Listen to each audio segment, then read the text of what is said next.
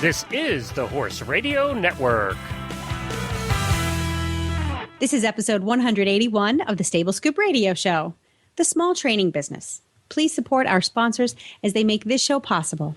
Equestrian Collections offers the whole universe of shopping at your fingertips at a price you can afford. Shop online at equestriancollections.com. Plus, Kentucky Performance Products, simple solutions, scientifically proven.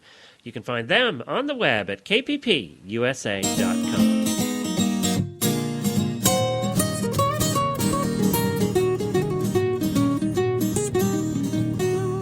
Welcome to the Stable Scoop, with weekly shows delivered right to you. With Helena and Glenn the Geek, live from the stable, it's every week. They bring you the news through hail or high water, while using their tails as their own fly swatters. So sit on down and laugh till you poop, cause it's time again for Stable Scoop. Stable Scoop. The Stable Scoop. Stable Scoop. This is Glenn the Geek. And this is Helena B. And you're listening to the Stable Scoop Radio Show on the Horse Radio Network. Well, it's good to talk to you, Helena. Oh, it is so good to be back. I love me my Stable Scoop. Well, we got back Monday night from Philadelphia. We'll talk about that a little bit later. We missed you at ADA this year. It just wasn't as much fun without having the bubbly little Helena there. Well, don't you worry. I'll be there in August. Come hell or high water. We did notice something, though. What? Our booth had much more room in it without you and Jamie cluttering it up with all the stuff you bought. You are just evil. You can't let go of the evil, Glenn, can you? You can't. We did say that. It was like Sunday late in the day, and we were getting ready to leave the booth, and Jennifer went, "Why does this booth seem so much bigger?" I said, "Think about it." She said, "Oh." Wait a minute. As I recall, it was your wife last time who went on a couple of shopping sprees. You know, we didn't buy anything this time. Nothing. Zero. Wow. Yeah, I know. Wow. I got some freebies, like a product that's going to be my pick of the week later on in the day. But we didn't really buy anything. She had her eye on these expensive pair of boots, but she's hoping to get them as a test ride. She's got a boot thing too. Yeah. She and I have boot things. It's like, just come out with a new boot and we'll buy it. And Jamie, I think she bought like 3 pairs last time we were there. Yeah, Jamie went a little gaga. She was kind of upset she didn't get to go gaga this year. How was the Lilo booth? They're my favorite. The Lilo booth, we went up and talked to her. And what was her name? Is her name Lilo? Her name is Lilo something or other. Yes. Yeah. And Lilo. She had, I think she knew that we did the little episode on her, when we talked about her, and she was very excited about that. And I told her you were her biggest fan. Oh, I am. I like drool. It's like candy. They had a huge booth this time too. Yeah, that's good. And their stuff has really taken off in the horse world. I'm happy to see them. Which is surprising in this economy because it is expensive stuff. You know what it is, Glenn? I think that people are willing to buy themselves small things that make them happy. Right. And Lilo is that they make small things and big things, but they make them in happy colors and materials. And I think we all need that to recharge our batteries every now and again, So I think that buying expensive stuff helps you recharge your batteries. Yeah, like diamonds and jewelry and silk scarves and stuff, leather wallets. See, vacations do that for me. I think I don't necessarily get that from stuff. I get that from vacations. That's because you're a man. I know. I like vacations. That's where you're a man. We women like things that sparkle and shine. Yeah. I like cruises and bikinis on the beach. Yeah, well, see, that's your sparkle and shine right there. That's a good way to put it. I'll tell Jennifer you called it that next time I'm on the beach and I get in trouble. Will not. This is Helena's sparkle and shine.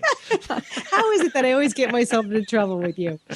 All right, we have a show. Equestrian Social Media Awards. Don't forget to vote for us. If you haven't voted yet, you're only allowed to vote once per email address. So use your 12 email addresses and go vote for us. It's at the ESMA Awards. You can just look up ESMA Awards. Just Google it and you'll find it. Or go to our website at stablescoop.com HRN.com, and there's a big link right in the middle of the page where you can go vote. We are in category 19 as the best broadcast media in the world. And we got some serious competition. It's Horse Radio Network against HRTV and Horse and Country TV and all of these people, RFD's TV's in there. They're all friends of ours. They come on and do segments on our shows and stuff. But boy, when it comes time to compete, we need to win. Yes. We need to, this is a whole Horse Radio Network that's been nominated, and we are really the premier and the biggest radio network for the horse world. Plus, I think we're just the most entertaining. So we're the best. Just right. say it. We are the best. So go vote please for us. Vote for us. Category 19. I'm just saying. And you know what? 19. Wait. 19 was my lucky number. That was my lacrosse number for ever. Really? Yeah. Number 19. I was number 19. Defense or offense? Or don't they do that in lacrosse? I was a midi, so I played a little bit of both. My official position was defensive wing, but I was a little sneak attack in there too. But you're only 5'2". Did they just lob the ball over you? Man, I got some stick skills. You don't need to be tall to be a good lacrosse player. I could catch anything. Took me a couple of years, but now why'd you pick lacrosse? It was fast. Yeah, and it was a little fast. rougher than like field hockey. It's actually field hockey is more rough. Lacrosse is more of an elegant sport. Yeah, lacrosse is more elegance, and the rules, especially in women's lacrosse, it's definitely not as aggressive as men's lacrosse. There isn't really a lot of hitting. It's a passing game. Lacrosse is a passing game, and but it was the speed and the constantly changing dynamic of the players on the field. My girlfriend in high school was a field hockey player, and there were too many rules. They were blowing the whistle every 2 seconds. It made the game boring. Yeah. There was a penalty for everything. It's just like, let them play, let them hit each other, let them knock each other. That's what they really want to do anyway. We did, back when I played, we had really the only protective gear that was required for girls and women was a mouth guard. And let me tell you, you wanted that mouth guard in. They've now evolved to full body armor. No, just eyewear. It's like a light goggle, with like a metal grate over your face or whatever. And I'll tell you, I got nailed in the eyeball with like all-American captain of the UMass women's lacrosse team takes one of her most powerful shots on goal, and yours truly is just sauntering in front of the goal cage at that exact moment. La la la la la la la, bam. It hurt so bad. I could have sworn, and they took me to the hospital. I could have sworn that my eyeball was pushed back into my brain. You were lucky. I kept my hand over my eye because I did not want to face the reality of my eye not being in the socket. Oh, God. But I have to say that was probably the greatest danger. Everybody was pretty respectful about keeping their sticks off your body for the most part. It's rugby that's the tough one. That's the one where they get... Yeah, you get me. You won't find me in a rugby field. Yep. All right, well, we have a great show planned for today, another Roundtable show for you. And we have a couple of guests coming up that you're going to want to hear from. They are training business owners, and we're going to talk about what it's like to run a training business. What are the pitfalls? What are the pluses? What are the minuses?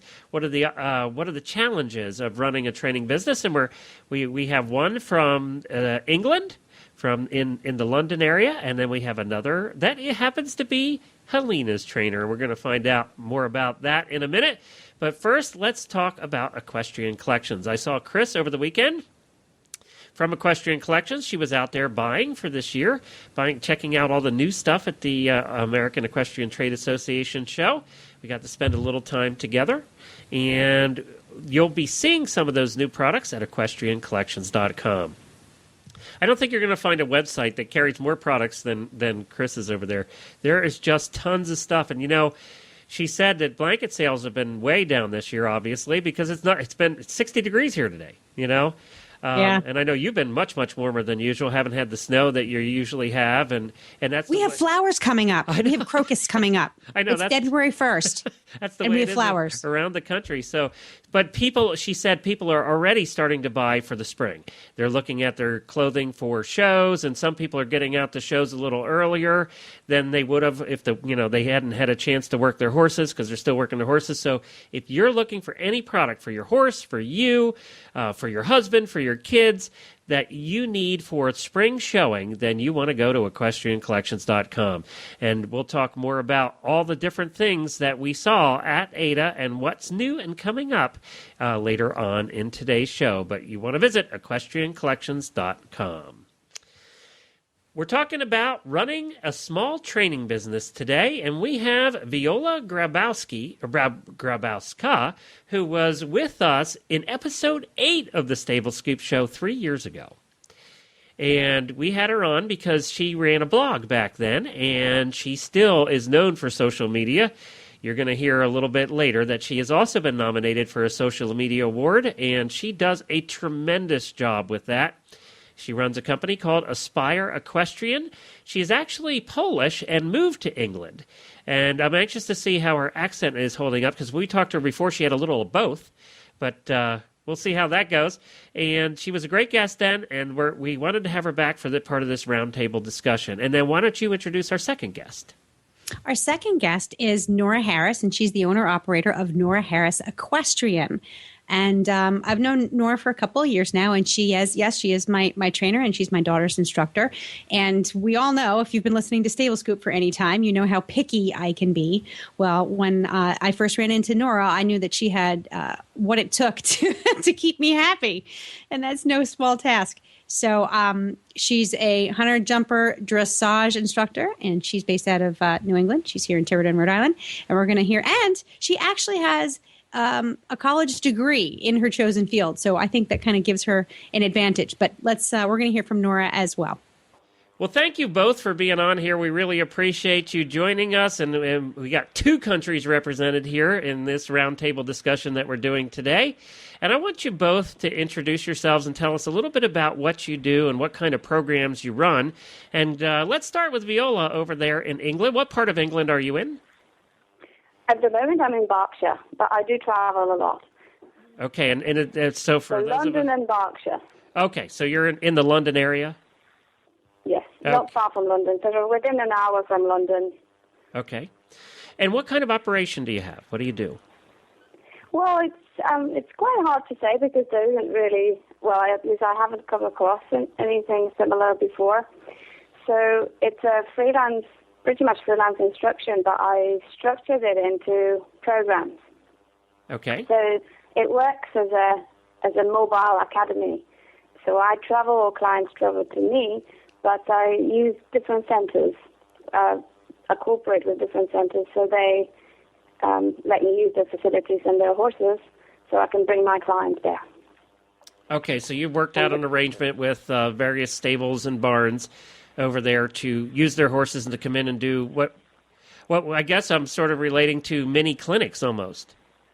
It's actually, well, you can think about it as like a personal coaching. So I'm their personal trainer, and I write training programs for them, and they basically go through the goals I've set for them and follow the program, follow the training plan. And sometimes I take them to one place, sometimes the other, so they can ride different horses and experience different facilities and just learn as much as they can. And it's basically for people who maybe don't have their own horse, but they would like to experience the sort of coaching that they would if they had their own horse. And they're just goal-driven, and they love a challenge and just want a little bit more than just going to have a lesson in a riding school. So you actually bring your students with you? I do, yes. That's a very interesting business model. That's not one that I've heard of happening here in the U.S. How about you, Glenn? No, me either. Kind of neat. And you guys have a little bit more strict licensing requirements, too, for instructors and things. Is that correct? We do. Well, I have to be qualified, or at least I do for my own peace of mind.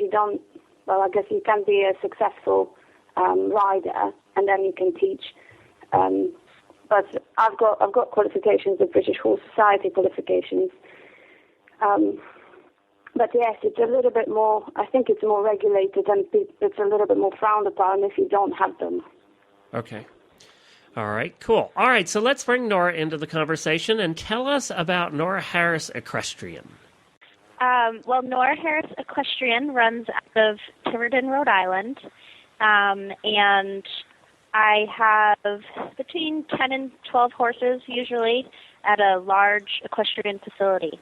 So most of my clients are boarders and own their own horses, but I do have some students who come in and take lessons, and then I also do a small amount of freelance training where I travel to people's houses or smaller farms and teach and or ride their horses there.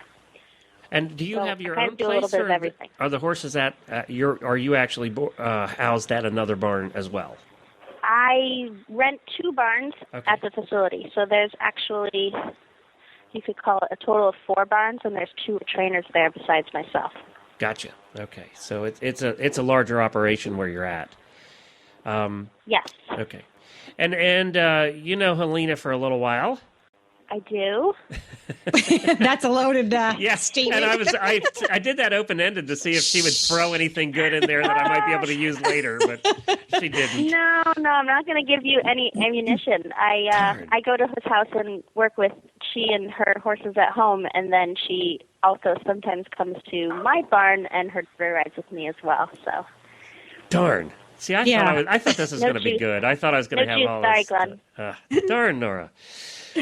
All right, so I want to ask you I know both. better. Yeah, you want to keep it quiet. I want to ask you both, what would you say, Viola, is your biggest challenge? What kind of challenges do you have in running the operation that you do? Oh, I think the biggest challenge is to create the environment for these riders that they can improve in. And I would absolutely love to have a sort of operation that Nora has. I think I'm looking at the right website. But it's just financially and just not possible for me.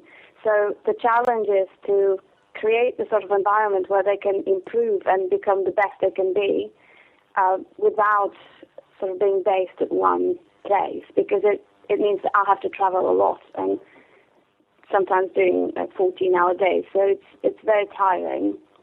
So yes, I would say lack of own facilities, but then equally it's a bit of an opportunity for me to teach these people on different horses, and many of them actually do have their own horses, but I encourage them to ride other horses so their experiences are a little bit more, comprehensive.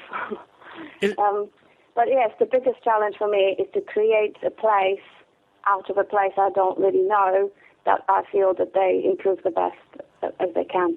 Is it also a marketing opportunity, though, because you're traveling and you're out and about so much, people see you working with your other clients? Does that help you pick up new clients?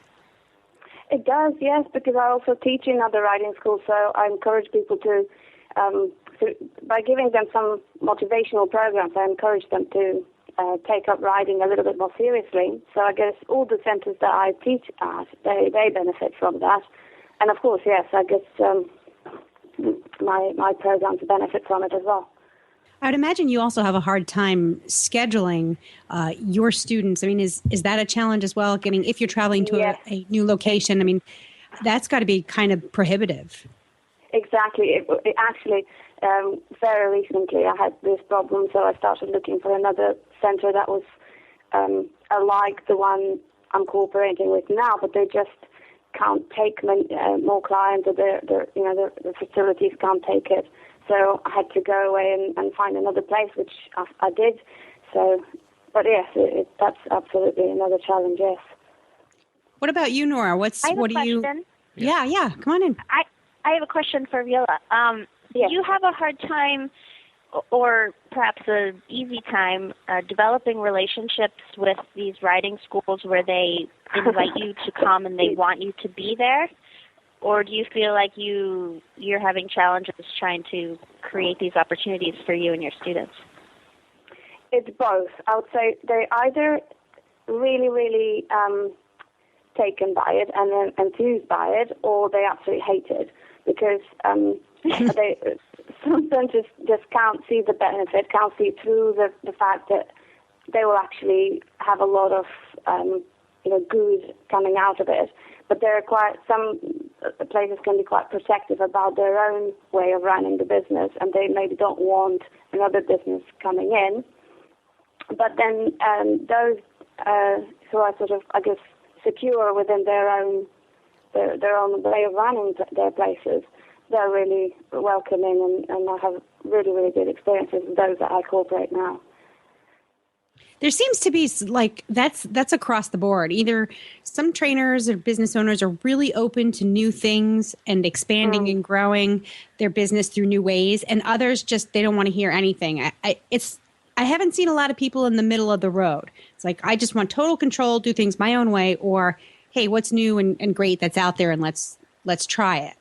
Definitely, and actually, there's one place where I visited and I knew they didn't have any sort of structured program in place, and we had a long chat and sort of meetings and so on, and they basically said, actually, we're already doing what you're doing, which they weren't, but I gave up because obviously I don't really want to work against anybody, and it's not my, really, I like to have fun and enjoy what I'm doing with other people benefiting from it, so I had to unfortunately have to give up on that one, but yes, definitely. It's quite sad. I was really discouraged at the beginning, but then I sort of met one other person and then another person, and they said, oh yes, why don't you do it here? And it sort of grew from there.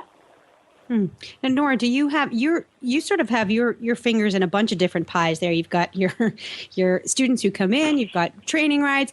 So, I mean, that alone, the diversity of how your business runs can either be a blessing or a curse. How do you juggle the three different types of work, and which of them is the most challenging, would you say?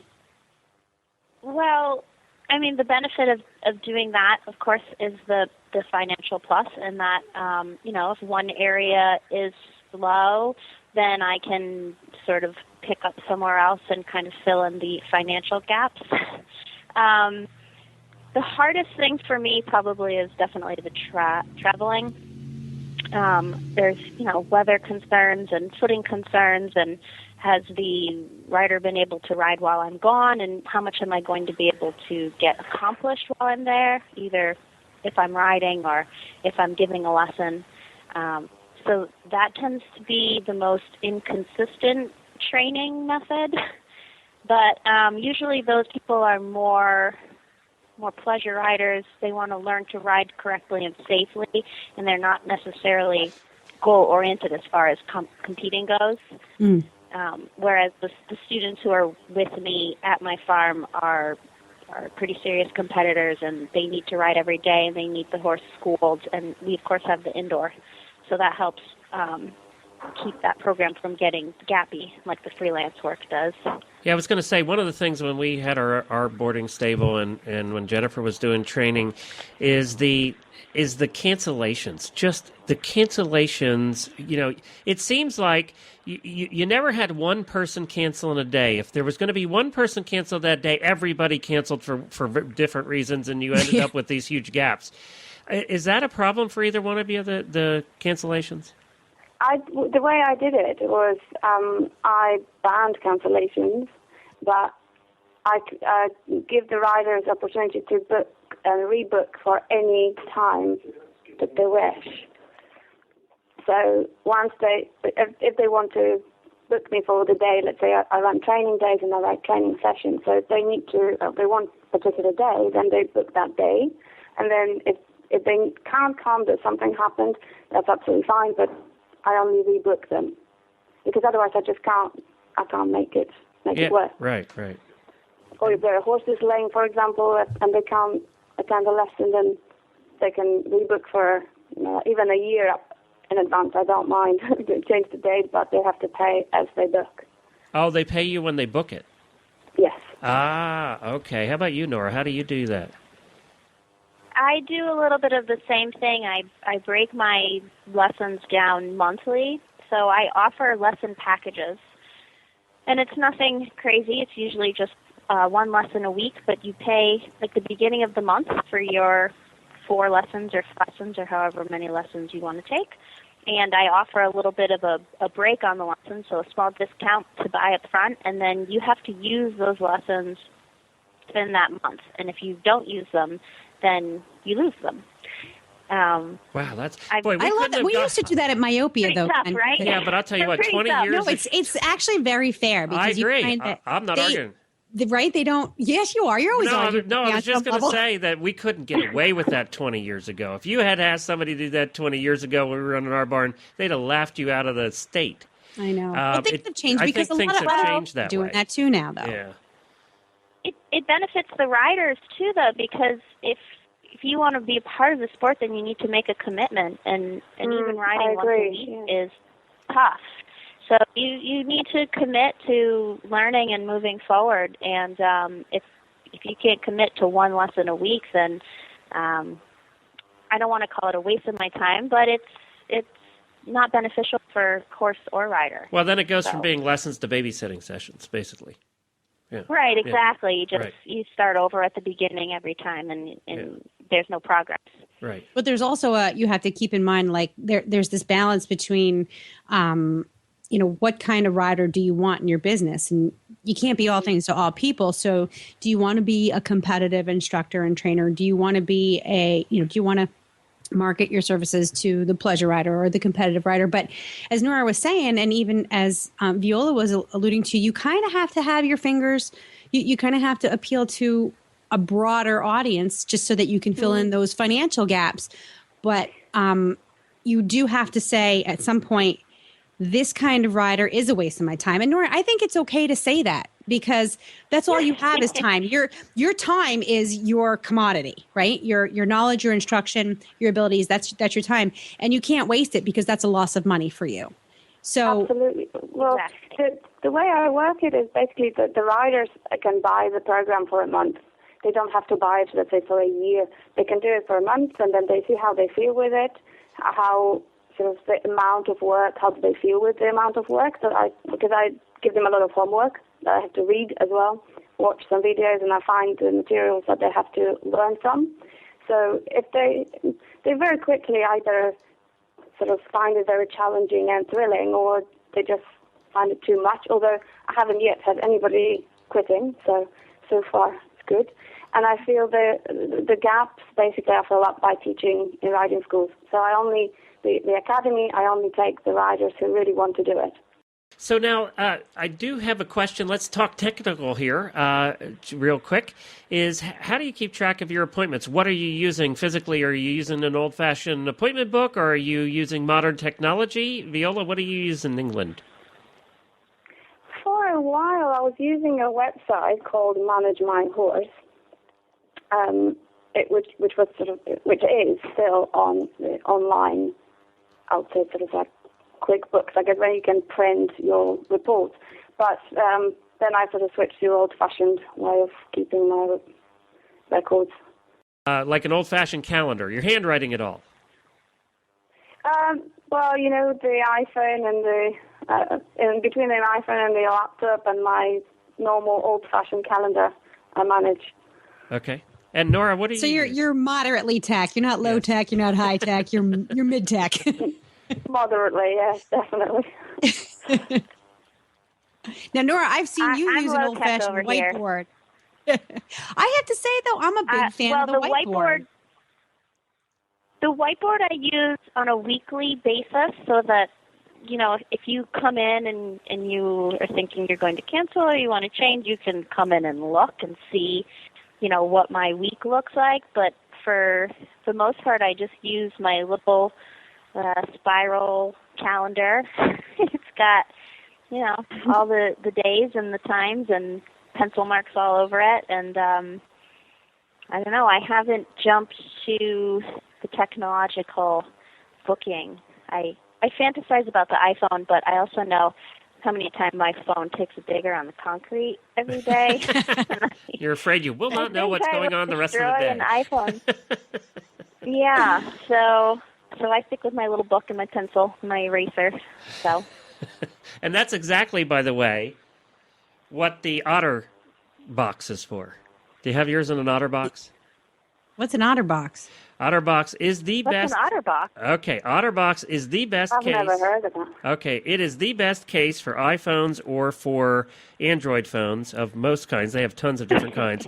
It's called OTTER box, and it is virtually indestructible. I have dropped my phone onto concrete. I have dropped my phone everywhere, and it's going to make your phone much heavier.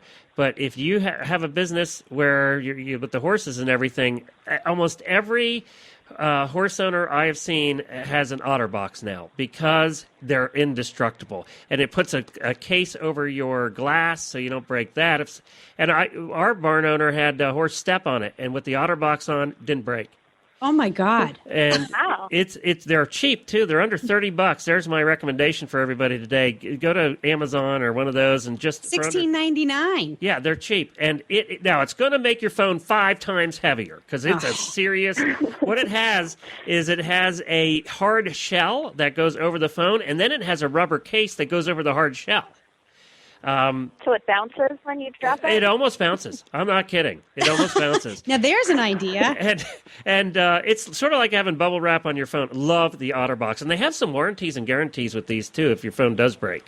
You know what we should do is we should call up Charles Owen and see if they can make some kind of protective gear. I think we should call OtterBox and see if they would be a sponsor. I got to do that. Do you have like a belt clip or something? Yes. Because I see this not fitting into the pocket of my britches. It comes with a belt clip. I wear mine on my belt clip. Oh, you are such a geek. I know. Oh, my God, you're such a geek. But I'll tell you what, this OtterBox, wonderful thing. If you own a barn, anybody should have one of these. Our barn owner... Get it out from this case to use it, or? Oh, no, you use it right in the case. And, it does all the swipey things. You can do anything you want to normal with the phone. It seems to work pretty well. Oh, and they also have it in hot pink. Yes, and my barn owner, where we keep our horse, has hers in hot pink. That's where I learned about it, and she has dropped her phone 1,000 times. And the other thing is they're fairly waterproof. So if you drop it in a water bucket and get it out quick, you won't have water in your phone. So they're... Wow. It has, it's pretty neat stuff. But my barn owner over there, Darcy, she actually does use the iPhone for all of her appointments now. She used to have the old-fashioned, and now she uses the iPhone. Well, that was just a side note because I know people are curious. That's one of the challenges we have is keeping our calendar straight and also keeping our billing straight. So that's the next question I wanted to ask. Nora, how do you keep your billing straight? Are you using a program or... No, I'm not using a program. I'm using my little book in my brain. Okay. For the most part, I don't do a lot of billing. My board price is fairly inclusive of my services as far as main poles and clipping and things like that. So I don't tend to add a lot of extras on. And then, of course, the lessons and the training rides are all paid up front as well with the board. So for the most part, I don't do a ton of billing. I do have some clients that do prefer to be billed, and I just keep a little list of things that need to be billed, like shoes or deworming or on paper, Nora. Yes. With a pencil and pen. Wow. That's paper, Nora. Yeah. I mean, I do my billing on a spreadsheet. I put it all into the computer and then I email it. Is that? And I know horse people. I'm going to say horse people because it's not just limited to women. One of the things that we're bad at is keeping receipts, keeping records, putting it all into the computer for tax time. I don't know if you two are the exception at that, but boy, we weren't very good at it. And that's, that's a big, that actually, this is a great segue into my next question. Talking, being good at horses doesn't necessarily mean you're good at business. And I think that those trainers and instructors that are successful find a way to strengthen that muscle, that business side of them. Whether it's pen and paper or whether it's iPhone, but there's also, you're a business owner and now you have to have people working for you. There's paperwork, there's billing, there's employees. So how do you, Viola, I'm not sure, do you have people working for you? Do you have employees or are you just, is this no, not really. It's very straightforward.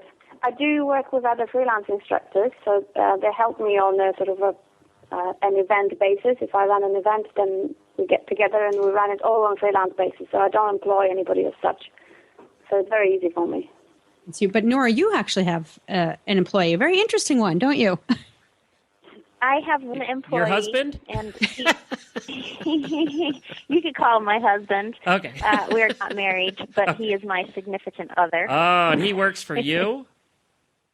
We work side by side. Okay, all right, just checking.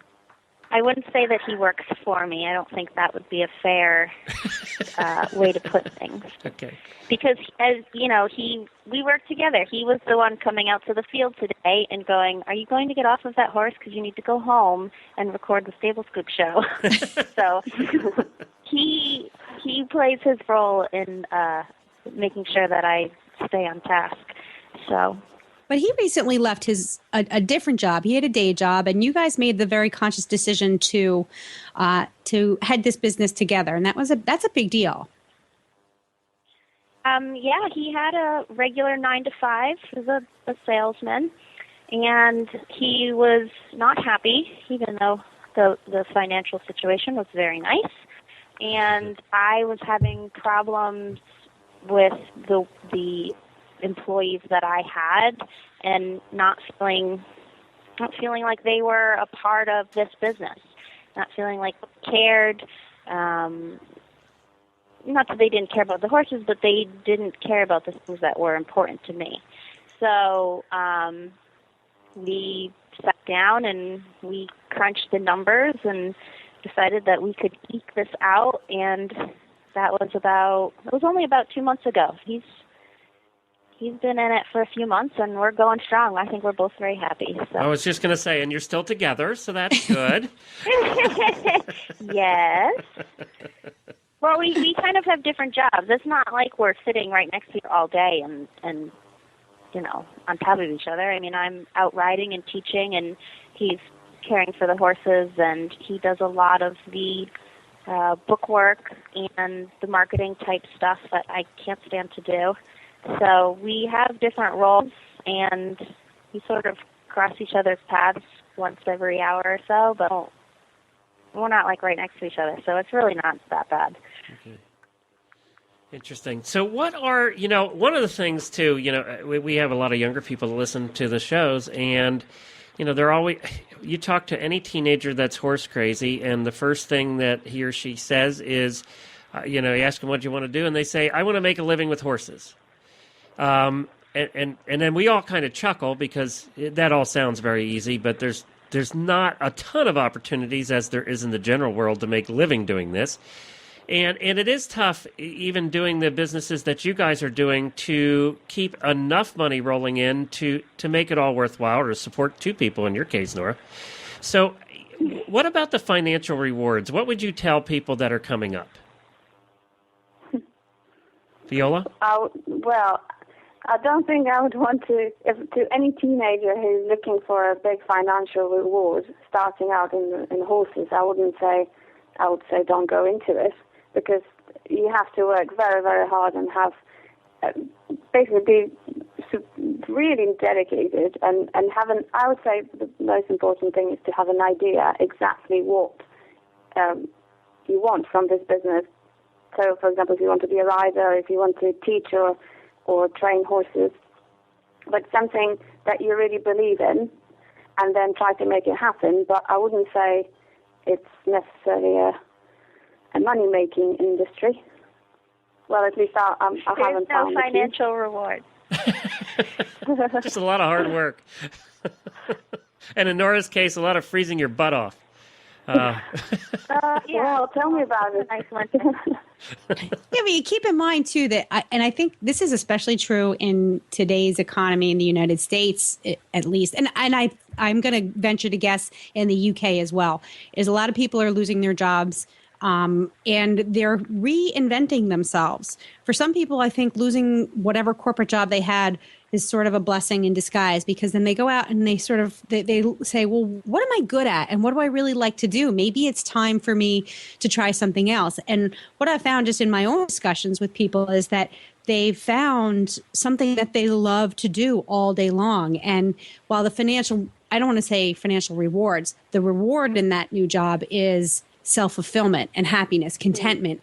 And it doesn't mean you have to be poor at the same time. I think both Viola and Nora they're making a living at what they do.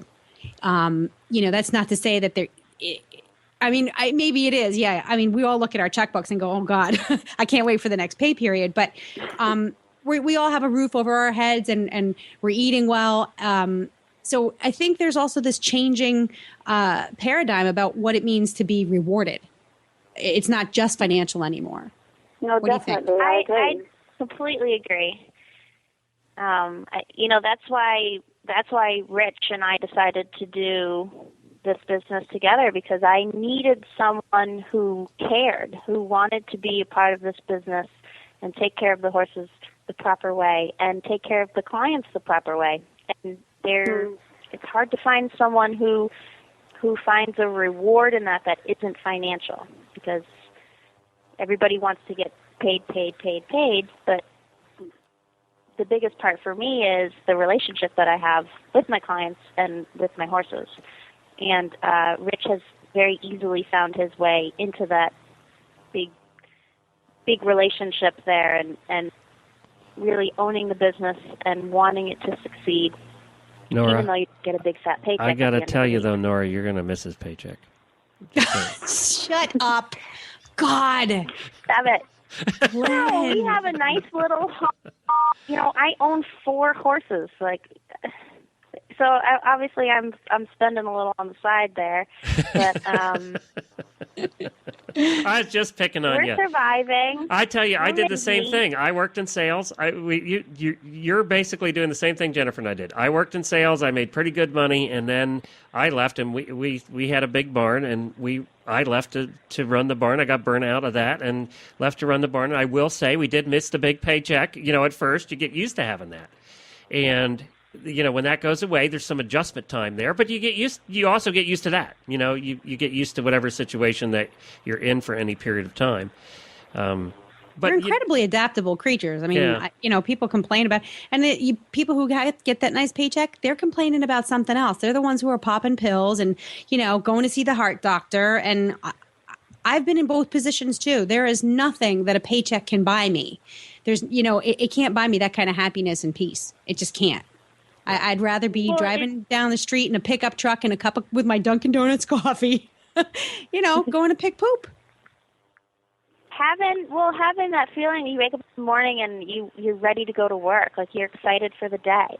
And to me, there's nothing worse than waking up and being like, oh my gosh, I can't go to work today. I can't make it. I can't go see all those people. Or I can't deal with the things that I have to deal with at a job that I don't like. Like, that's the worst feeling in the world to me. But I don't have that. I'm excited. I'm ready. I want to be at work, and that's a really rewarding place to be. It definitely is. There's no question about it. That you guys already answered the one other question we really wanted to get to today, and what are the biggest rewards? And I know you'll both say, working with the horses and the people. Sometimes we like the horses. There are days that the horses are more fun to work with than the people, and then the other way around. So, and there's a lot of barn owners out there, especially boarding stable owners. They all say the same thing. They all have the same line when the clients aren't around. They all say, "This would be a great business if it wasn't for the people. If all I had to do was deal with the horses every day, and the people never came out to see their horses, I would be in heaven." Boarding stable owners will tell you that every time. I gotta pick that bone with you, because I think that those barn owners, those people, need to be more selective about who they take on as clients. And that's hard, because you want to take who's ever got the money, but it's all about the people. You guys know this. You have, when you have one bad apple in your barn, it can totally ruin things. So I always say this to, upstart barn owners and trainers, said, interview your clients as if you were interviewing employees, because these people are moving in with you. They're moving in with you. Well, I don't have that problem because I don't run my own place, but I agree that you have to sort of find people that you like working with. Almost, I know they are your clients and you teach them, but it's almost like they totally work with you. So to have people who are motivated by the same things and who really want to improve, that's what really makes this job exciting, I think. Yeah. Now let's talk. Sorry, Nora, go ahead. Oh, I was just going to say, I've been in a great position where I've just attracted the kind of clients who want to be in my sort of program. So I haven't really had to weed anyone out or even interview. I feel like we have a really cohesive group. Everyone gets along, and they're very welcoming to the new people, and then the new people just meld right in. So it's been pretty easy on my end. There's a saying, too, and especially in sales, and I know Helena's heard this one because we discussed it before. They tell you when you're in sales to fire your biggest pain-in-the-butt client, fire one a year. And just by firing that one a year, you'll earn 20% more the next year, because that one client takes up so much of your time, and everybody knows that, who those people are. It's true. They take up so much of your time that and you've done this, Alina, I know you have. Yeah. That when you turn around and fire that one client, you're so relieved, and you're mentally you're just so relieved that it allows you the freedom to make more money. And usually that one client that's your biggest pain in the butt is also the client that you make the least amount of money off of. It's always the 80-20 rule. Every single time. It's true. It's true. I mean, I have to say that Nora's situation is unique, which is part of the reason why I'm one of her clients, is that she does. And I'm opening my mind a little bit to this. I think that people with good karma, and Viola, I've looked at your website and your training philosophy, and I think you have a very similar approach to Nora's, in that I think people with that good karma and good diplomacy skills tend to attract people. You might not be thinking this in your conscious mind, like, oh, I like this trainer because, but there's a way that you affect people when you meet them and when you deal with them that attracts like-minded people. That way, do we attract the freaks every now and again? Of course. I mean, that's my forte. I'm really good at that. But, I was just going to say you. Well, I do a show with you, Glenn. That's right. And so, maybe that's a little like, I don't know, voodoo-ish, but I do think that there's something underneath the surface that attracts better people to those better trainers. Just saying. Yes, I think that the sort of philosophy, I guess, the way maybe, not to say sell, but talk about your training or your services, I think I totally agree. It sort of appeals to a certain person, and then you can either develop it, or if they turn up not to be interested, then fair enough. But I'm sure there's so many different types of establishments that they can find and place where they feel like they fit in better. But definitely that first impression is there, and they're like it or not. Well, we've run out of time here. Let me give you a chance. Nora, do you have a website? I do have a website. It's www.noraharris.com. And Facebook page or not? Yep, Nora Harris Equestrian is our Facebook page. Okay. Like us, we right. update more regularly on our Facebook page than the website. So that's really the place for all the good juice. And I'm going over there right now to do that. So I'm just typing it in. There it is, Nora Harris Equestrian. We gave you guys a shout out this morning. That was rich. Oh, look at that! Yes, you did. Thank you very much. I'm just liking you now, so I've done that. Now, how about Viola? We're on Facebook as Fire Equestrian Riding Academy, and actually, if you go there, if you had the time, if you like what we do, I'd really appreciate you voting for us in Equestrian Social Media Awards, and maybe for the other finalists as well, because there's loads of fabulous finalists. But if you do have the time, that'd be fantastic. And the website is aspire-equestrian.com. And she was nominated, actually, for the Equestrian Social Media Awards in the best use of social media by a riding school.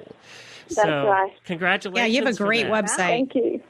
Great website. Yeah, congratulations Thank you. for that. That's very exciting. And I did vote for you when I voted, by the way. Oh, thank you. You're welcome. Well, thank you both for joining us. We really appreciate it. What an interesting conversation, and I hope that the audience and the listeners were able to get something out of it as well. Viola, good luck over there in England. Keep on riding, and the same, Nora, up there in the Northeast. Well, that was fun. I do love these roundtable shows. I love the discussion. I know. I got to not get so jacked up, though. I get so into it. That's partly why we love you. I know. I That's know. why, Helena. Thank you, everybody, for listening to me. I get so. I don't know how the rest of the world does it. Like they lead with their head and sort of leave their hearts behind or something. My heart and my mouth just kind of they talk together, but they leave my brain out of it. Well, at least you weren't pounding on the table today. I know that's true. That's true. And that, by the way, that comes from being very Italian. Yeah, you're right. You're right. Well, why don't we talk about Kentucky Performance Products, and then I got to tell you about the redneck wine glass I found at Ada. Oh, love it.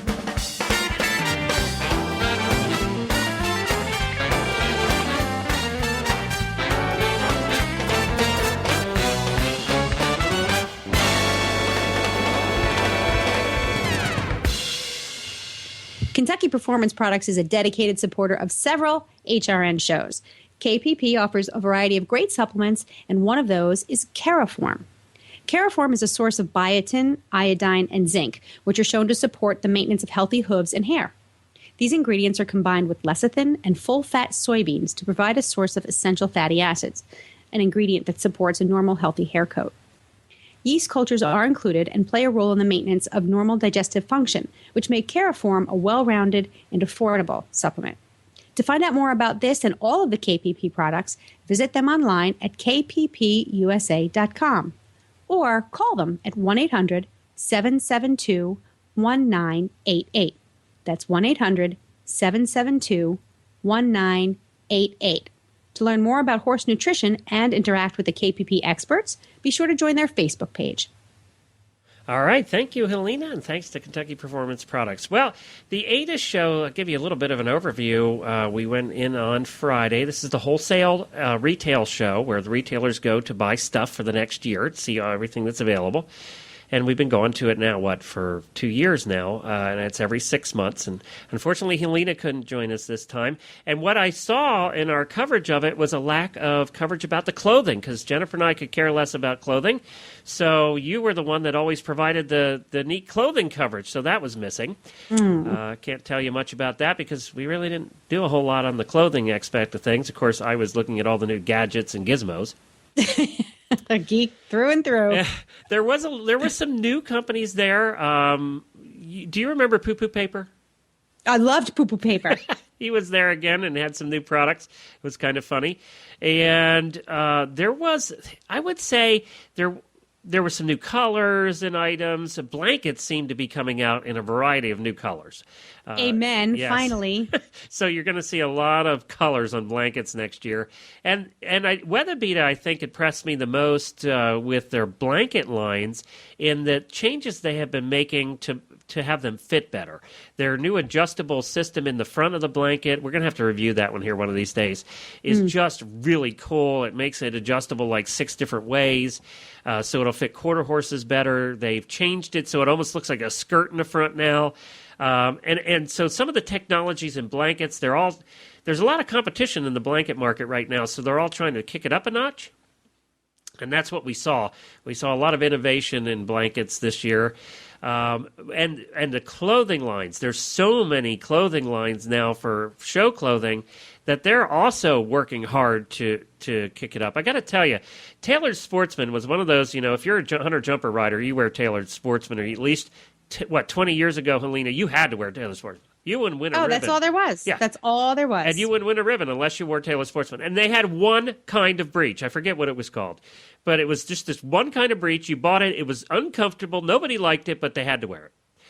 Now the Tailored Sportsman booth back then at this show used to be one 10x10 booth. And they used to, because they only had one pair of breeches.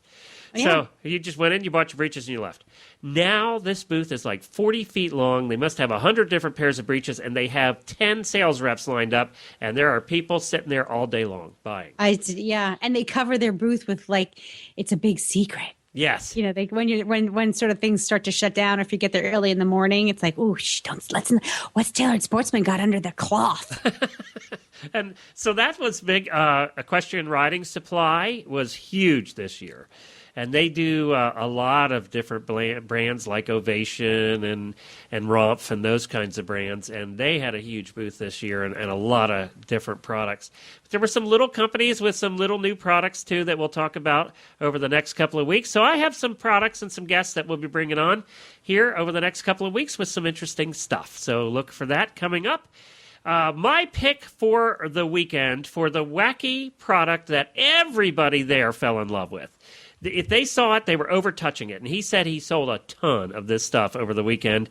I like to call it the redneck wine glass. But nope, they can't call it that because there actually is a redneck wine glass. This is called Southern Swigs. And what they have done is taken a ball mason jar. You know those canning jars that your mom and grandma used to can tomatoes and things like that, and peaches and things in? You remember those? Yes, sir. Okay. Well, those canning jars, what they have done is taken them and put them into multiple uses, but the coolest one is they have mounted them on top of a wine glass stem. So you have a ball mason jar wine glass. And it's a pretty hefty wine glass stem because it has to hold up the ball mason jar. But it is like a redneck wine glass. And it comes complete with the metal screw top. So if you want to put your Kentucky moonshine in there, which is what looks like should be in there, by the way, then you can keep it fresh by just putting your little metal top on top. I love these things. I was carrying it around the show, visiting different booths, and everybody stopped me and said, what is that? Where'd you get it? That is so cool. You want a whole set of these redneck wine glasses, let me tell you. They are just so neat. And I don't know, did you used to can? Do you can at all, or did your parents? Peter does, yes. Peter does. Yes. There is a rule. When you get those ball jars from your grandmother or your mother, and they had the fruit and vegetables in them, you can't throw them out. It's like illegal to throw them out because you feel so guilty throwing this perfectly good jar out. And you know that your grandmother will come down from heaven and strike you dead if you throw that ball jar out. So you don't. You keep them, and then what do you end up doing with them anyway? Nothing. Glasses. Don't you make glasses and drink out of them? We use them for glasses. Exactly. And they look really good on the table. I know. They're pretty. They're chic. Yeah. They're shabby chic. They're really shabby chic because they made them into wine glasses. They're the coolest thing ever. And then what they did is they took little ball glasses, and little tiny ones, about 3 inches high, and they made them into salt and pepper shakers on the little wine glass stand. So, and then he said, nobody's buying them for salt and pepper shakers. I said, why? He said, they're all buying them as shot glasses. Oh, God. So, this is the coolest stuff. They're a little big for shot glasses, don't you think? I guess it depends how drunk you want to get. Southern Swigs, WSIGS.com,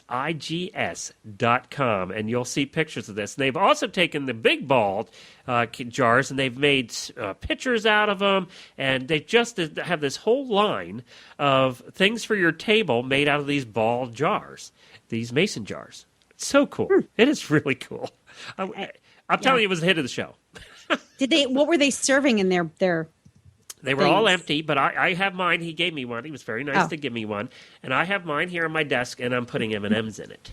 It's very pretty. M&Ms? It has M&Ms in it. It looks very pretty. And Glenn, that's not good for your diet. Well, the object is to make it there as a decorative ornament, but the problem I've been having is the thing's half empty already. And I just put it there yesterday. I think what I need to do... If it was me, it'd be gone. I think what I need to do, it has the lid, which is another great reason it's good for M&Ms or peanuts or whatever you want to put in there, is because it has the lid. It has that metal lid on it. But the problem is I need to super glue the metal lid shut. That's what I need to do. Well, you need to super glue your lips shut. But you know what I would do then? Then I would take actually, come to think of it, that might solve a lot of problems. I'll tell you what, if you filled one of these with Kentucky moonshine down here, you wouldn't have to worry about me talking for about a month. Actually, come somewhere around Cinco de Mayo and those Derby days, Peter makes a wicked mint julep, and I think these would be the perfect vessel for a mint julep.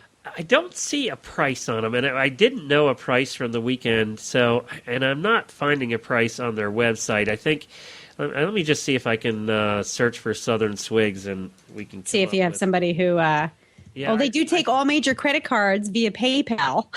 Cornell Country Store. Here we go. They have them.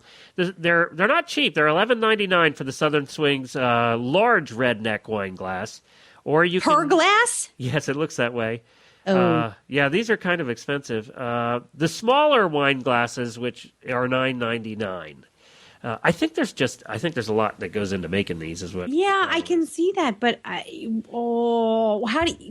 expensive if you want to buy a whole set.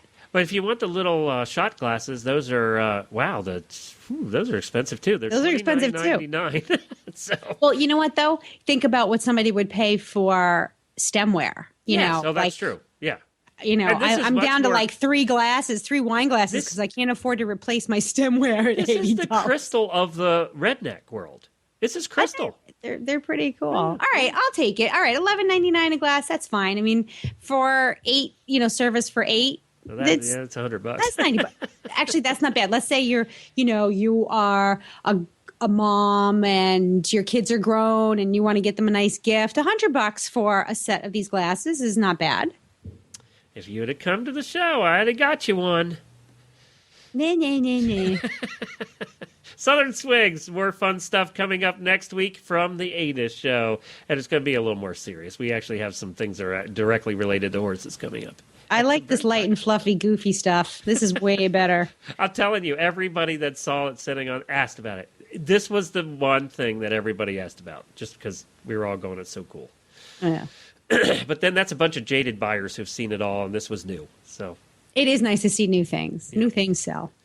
All right, so that's Southern Swigs, and what's the website? SouthernSwigs.com. SouthernSwigs.com. Yep. Super. Hey, good job, Glenn. I'm impressed that you found something so great without me. Good job. What else do we have? I think that's about it. Okay. Don't forget to check us out again next week. Helena's working on a very special big guest. Oh, yes. Yes. We're talking the big O. Olympian people. Keep your fingers crossed. But this show is really going to be, you're going to have the big guest on, but not talking about the Olympics, right? No, we're not. So you're going to have to tune in to find out. Okay. You're keeping I can tell you what the theme of next week's show is going to be equestrian developments. That's real estate. So these really cool gated equestrian communities that are basically home lots and little mini farms that are centered around equestrian facilities. And every horse person's dream to live in one of those fancy equestrian communities where you can ride anywhere and all your neighbors like horses and nobody can talk about whinnying and those. And there's trails everywhere, and you can, if you need to use the dressage ring, you can. You just hack up there and. I know, it's so nice. Anyway, I know. I'm not going to afford one anytime, and because we have the same problem that our trainers earlier had. It's making enough money to do all those fun things because we work in the horse world. Well, never say never, because sometimes in a down economy, opportunities will arise that you didn't have before. So that's when the opportunities do arise. Actually, that's right. That's right. So be sure to log in next week. Next week, yes. So we'll be talking about that. But if you would like details about today's show, you can find them at stablescoop.com. We post links to our guest websites and information, photos, blah, blah, blah, blah, blah. So stablescoop.com. And we do love your feedback. So join this conversation if you've got things to pipe in. If you have training tips, if you're a small business owner and you want to pitch in on this conversation, go to Facebook and find us under Stable Scoop. And we're happy to hear your comments. You can also follow us on Twitter at Horse Radio. And Glenn, I think we have some sponsors to thank too, don't we? Equestrian Collections and Kentucky Performance Products, and we thank them again for being part of the show. Well, that's it for this week, Helena. Yeah, that was plenty. But like I said, there will be more next week.